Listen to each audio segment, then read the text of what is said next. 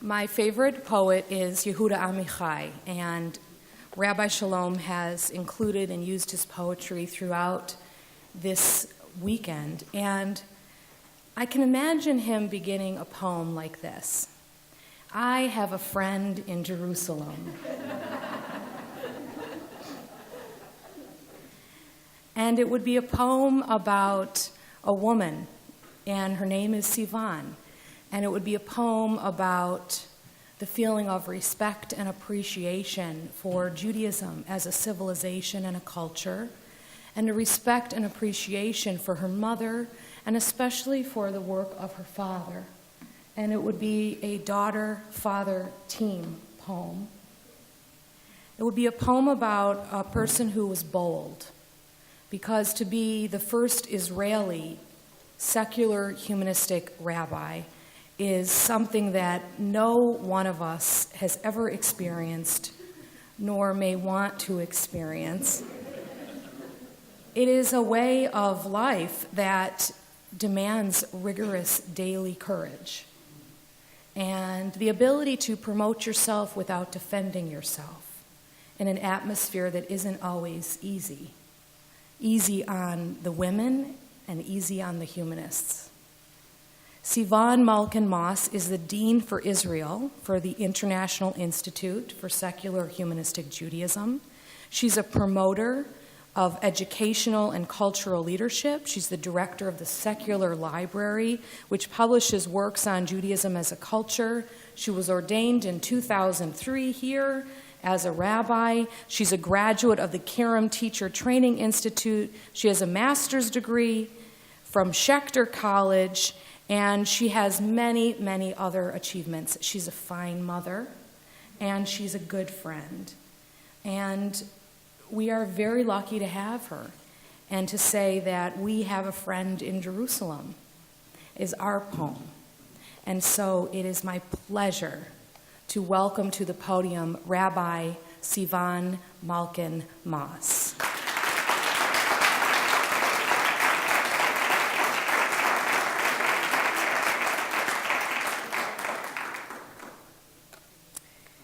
Thank you. Okay. Does this work? Yes. Okay. Boker Tov, good morning.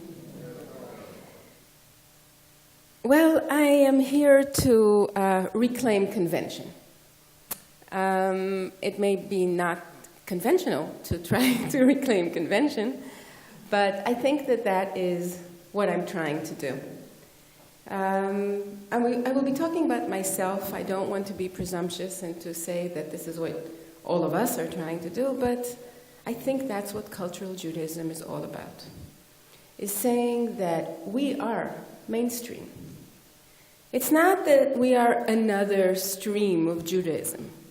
Look, you need a pool or you need a body of water that streams will come out of, right? What is it? If all the others are streams of Judaism, then maybe cultural Judaism is what encompasses all the various ways of being Jewish. Each person decides what is valid for him or for her, but the ability to encompass all into a culture is the view of cultural Judaism. Therefore, that's the convention. The convention is that we are all part of a culture. In our rich tradition, we use the idea that words create reality. And God said, "Let there be light," and there was light. This is our tradition. This is not new. When we come to celebrate our heritage and the vision of our ancestors, we reuse the same words. What did our mothers and fathers want to build? What did Herzl see when he came to Jerusalem? He saw that the pilgrims from all religions are offended by the sight of despair and poverty, a mix of poor, desperate people in the moisty, narrow streets of Jerusalem, he writes. So he envisions. Therefore I believe with all my heart that a new glorious Jerusalem should be built outside of the ancient city walls. The old city will be holy for services and the new for secular and civil services. Secularization and being productive were European slogans of the Enlightenment in Europe, which became part of the Hebrew Haskalah movement of the time. An unbreakable connection between people and land, only in the land of the fathers and mothers, with the new generations, will the rejuvenation of the Jewish people be possible, said Jabotinsky. A Palestinian persona, he says, which will be developed in Israel, that he said in 1905. Martin Buber talked about the mystical connection between the land and the people. The Jewish people cannot be realized fully without their homeland, and the land itself cannot be fully developed within them. By the way, this is the same man who wrote One Land for Two Nations. Fascinating book, I recommend you read it. Shaul Chernichovsky writes the poem, often used here in services, I believe in man, early on in 1894. Moshe Shamir writes in his first novel, Pirkei Eli, an anecdote. Moshe Shamir was a famous Israeli writer, also a member of parliament. His novel was just about to come out. There was a problem at the printers.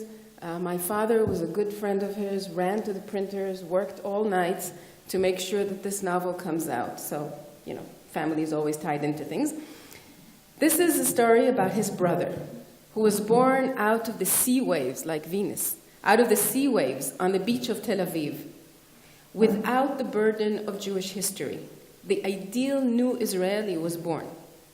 Sherwin used to summarize the roots of secular humanistic Judaism in focusing on two triggers. One was the Enlightenment, which transformed the thinking of people in Western Europe and spread all over the Western world, embracing the Jews. The second, and much more powerful, as he said, was the arrival of Jewish nationalism, the most important manifestation of which was the Zionist movement. Its ideologists came from the world of the Enlightenment, the secular world. It had a clear aim, and the aim was to normalize the Jewish people, to give them territory, independence, and dignity. This is both a blessing and a curse. As we may see carefully, that you need to be very careful for what you wish for.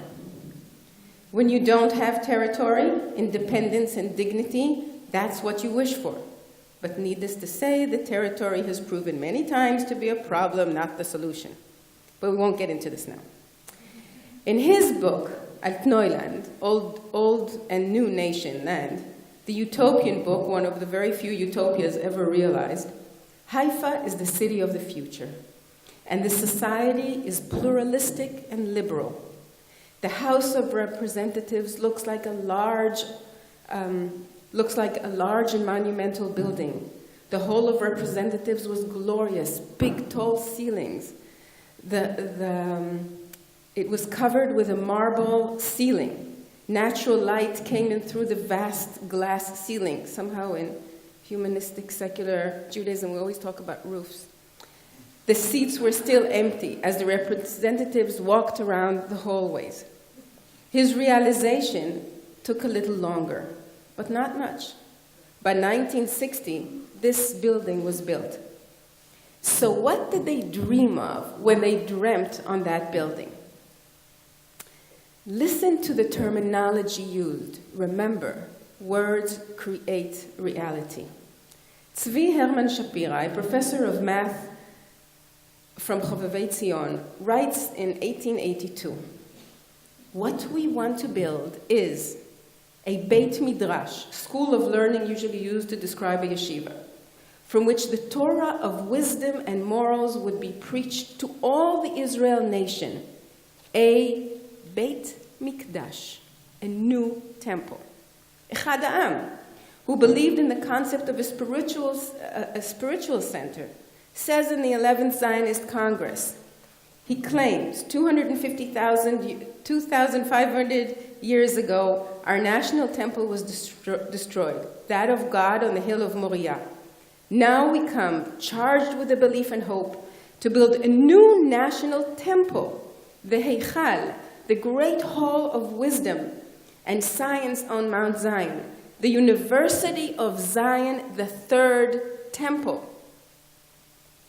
Yehuda Leib Magnus, the president of the university, a reform rabbi, an autonomous entity, free of matters of state, church, a mikdash, free of religion, a mikdash, a temple.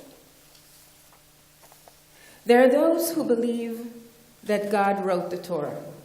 There are those who believe it was written by people. There are Jewish people who believe in God, and there are Jewish people who believe in man-made values. But you know what? Some may be the same people, some may not. Each and every one of us is a believer. We've talked about that many times over this weekend. As Professor Malkin said in his book from 1990, "What do secular Jews believe?" We believe in what ought to happen. We believe in justice, so we create a judicial system and we hope it works. But sometimes it doesn't.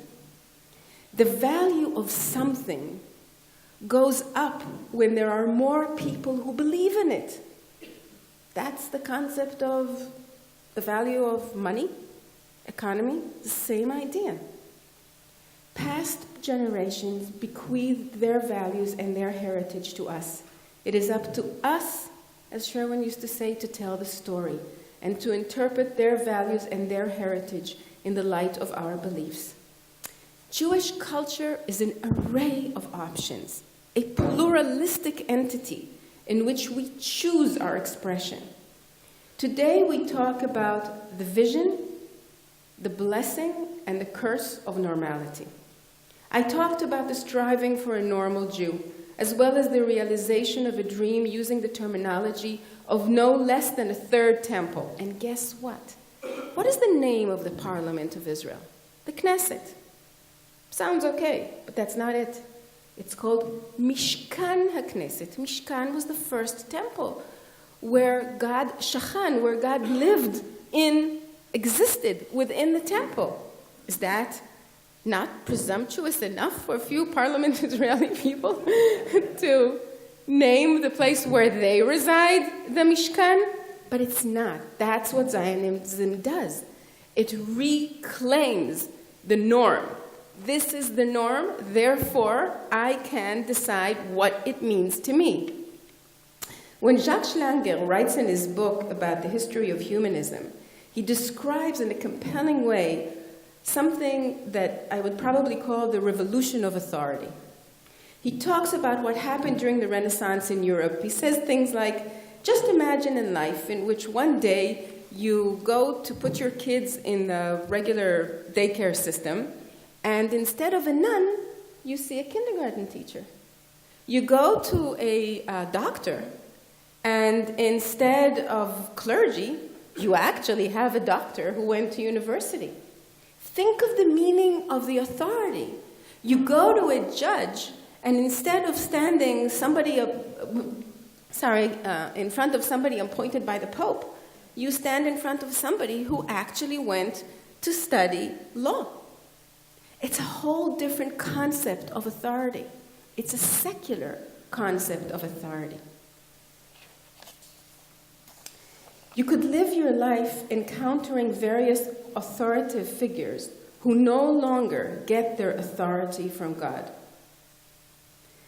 Realization of the Zionist dream is based on the belief that what you wish for, if you articulate it well enough and you fight for it, you have a good chance it will exist. For me, the Bible is the root and common denominator, the basic masterpiece for all monotheistic cultures. One of the reasons I believe it existed is because it's a masterpiece. Our time is constructed the way it is because of the Bible. Look, there's no cosmic reason to count until 7 and decide to rest. There isn't. Our calendar relies on the Bible. The reasoning of the stories and the holidays, whether we believe it happened just like that or not. Our reality depends on that. Avoiding it or treating it like any other literature is unrealistic at best. Even if you don't think so, I believe most Jews will see in it the foundation of Jewish culture. And I'm one of them. Therefore, I will always base my ceremonies and my study on this book. Now, I was born in Israel and lived there most of my life. And if you ever hear me encouraging you to come and visit or live there, it's only because I love it. Not because I think it's the center of the world. Being born in Israel means I speak Hebrew from birth. That's no trivial fact. I live in Hebrew, just like King Solomon and the Dod from the Song of Songs loved the Shulamit in Hebrew 1,000 years ago. I tell you, to love passionately in Hebrew is a great thing.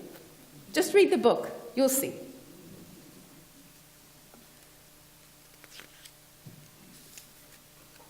Silence is not emptiness.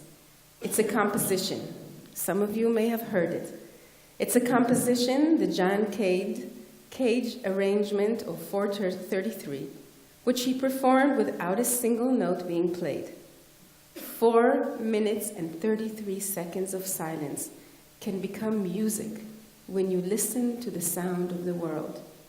It can create room for artistic imagination and creativity, or even a portrayal of God. Silence is a story untold. Even the most important texts, you may recognize these words, or compelling arguments can only be understood in the silence of our contemplation. Silence enables us to create new relevance, to sew the ancient texts to the body of our lived experience, and thus to regain a powerful sense of our Jewish identity. The Bible is full of silence. But listen to some more silence.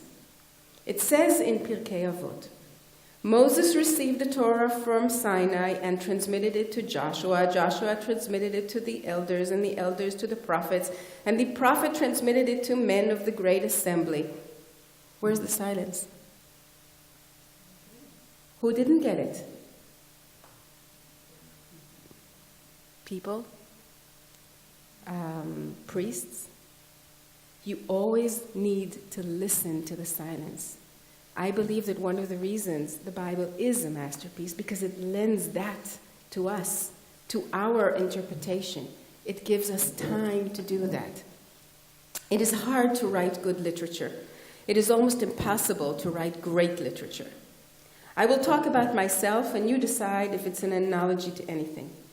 Do you remember the play Amadeus? Some of you may have seen the film, later made into a film.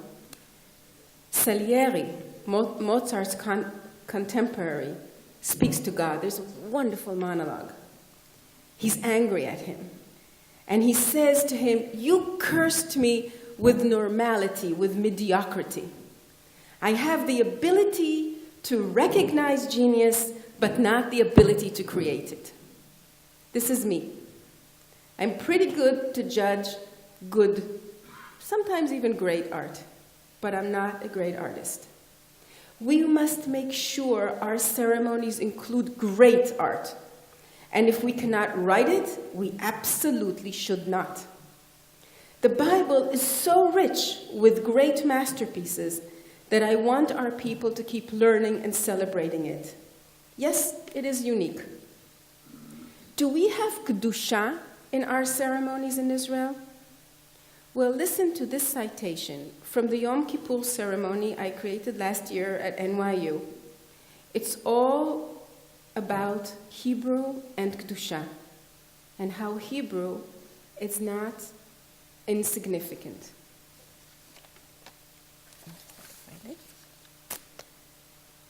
by the way, you can see some of what we did in New York. The International Federation for Secular Humanistic Judaism has graciously filmed it. So there's a film outside which I think you can sign up to. Kedusha means holiness, sacredness. I would like you to listen to an Israeli version of Kedusha. Okay? Listen with that. Kedusha means holiness, sacredness, and sanctity. These words do not describe the contemporary meaning in Hebrew. Judaism is alive, and so is Hebrew, ever changing and developing. When a lover devotes time to his beloved, he chooses a special moment from all others just for her. This is called in Hebrew lehakdish, to choose, to give, as well as to exalt. It is to sanctify, from the term kedusha. When an author dedicates a book, he chooses a person from all other people in the world. He elevates him to the special occasion. That too is called lehakdish, from the word kedusha. When a bride and groom, mekadshim, marry each other, they too choose respectively one person from all other people in the world to share their future and to be their partner for life. Thus, they are mekudashim. They have singled each other out to be united and sanctified.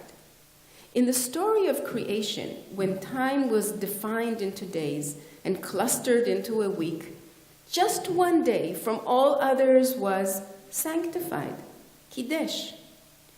All the other names of the days of the week remained nameless in Hebrew, not like in English that you have the day of the sun and the day of the moon. In Hebrew, you just count them. Rishon, Sheni, first, second, third, and then you hit Shabbat. But at the last day of the week, the seventh one, received Kedusha. It was hallowed. That comes from the concept of lehakdish zman, to dedicate and to sanctify time. May we be free to choose to dedicate our time, adorn it with Kedusha, to celebrate our heritage. These words, our Hebrew, is so much part of this heritage that we cannot think of studying in Tumurah. We cannot think of doing anything in Tumurah without that heritage. I'm already in an unpopular role here. Let me continue this and talk a little bit about Israel. I do not think that Israel is the center of Jewish life or the center of the world, but I do believe that Israel is unique. It is not just another Jewish community. People, it's a state. And I hope it will stay a Jewish one. That is not arbitrary, that is not insignificant, and that may not happen. Even though people are born into Hebrew, live according to the Hebrew calendar, and experience biblical geography, we can talk about it some other time, it does not mean necessarily that Israeli Jewish people feel Jewish. Remember, I said be careful for what you wish for. We have become a normal country. When you talk to Israelis and you ask them, how would you describe yourselves? They describe themselves mainly as Israelis. We need an inspiring kind of authority, legitimate because it has a professional accountability like the rabbis of ancient times. Think about it for a minute. When we talk about the story of the expulsion from Egypt, the biblical story, which we sit around the table during Pesach, most of us, and we tell the story using the traditional Haggadah, that's not the same story. The story in the Bible, like every other body of literature, has heroes, right?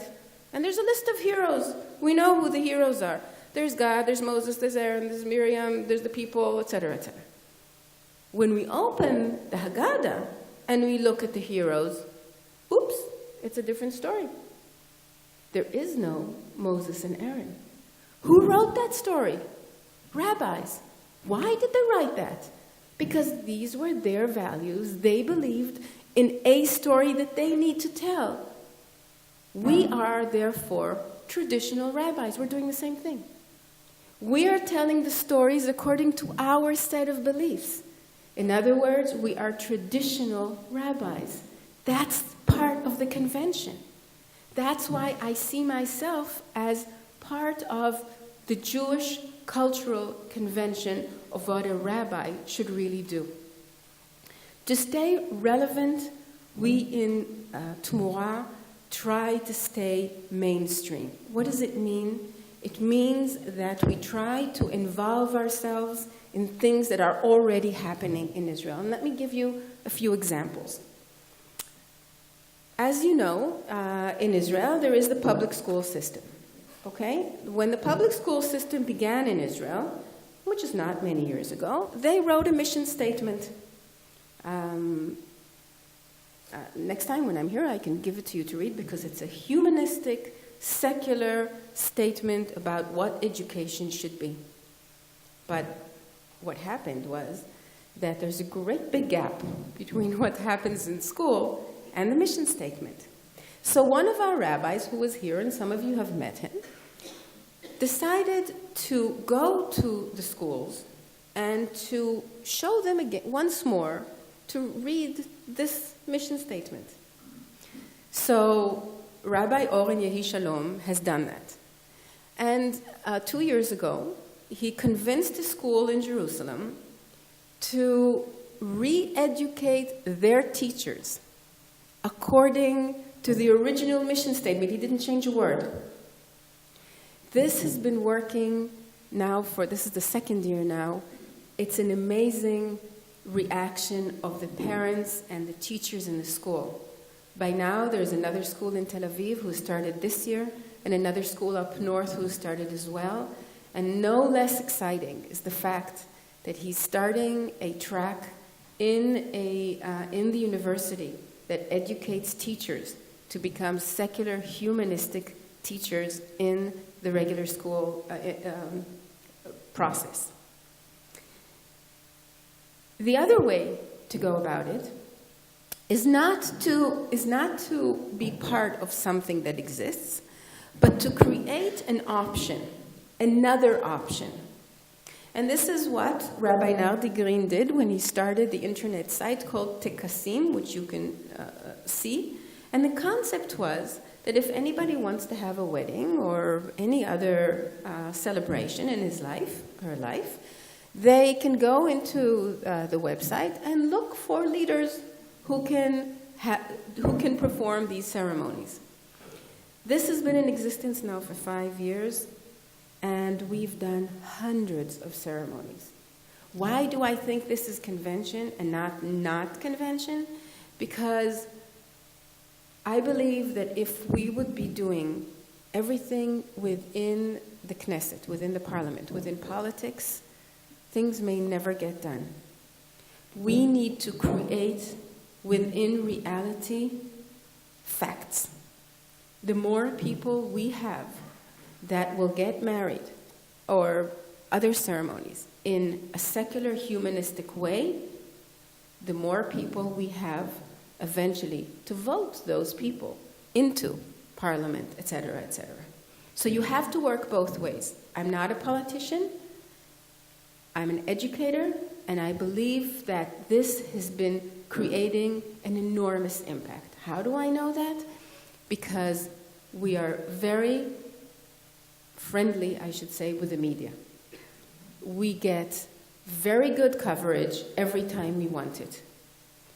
But what we don't do is we don't exploit it, in the sense that we don't do too much of it, we don't treat it as another business, and we don't go every time they call us. And the reason is that we get called, I think, almost on a weekly basis, but just to make sure, let's say a monthly basis, to appear on television shows mostly, and to pronounce our beliefs and values against the religious. I never do that. I am not against, I am for.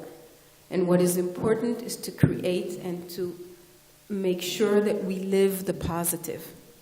I think it's important that things that we need to change, rulings, etc., etc. And I value greatly that there are people out there doing it. But if we do not change the fundamental facts of how we live in Israel, if we don't create the option that we want, then it'll never infiltrate into the laws in our government. We try to work with the legal system as well, and I'll tell you a story. I just met just before I came here, two very nice is not the word, deep and wonderful people.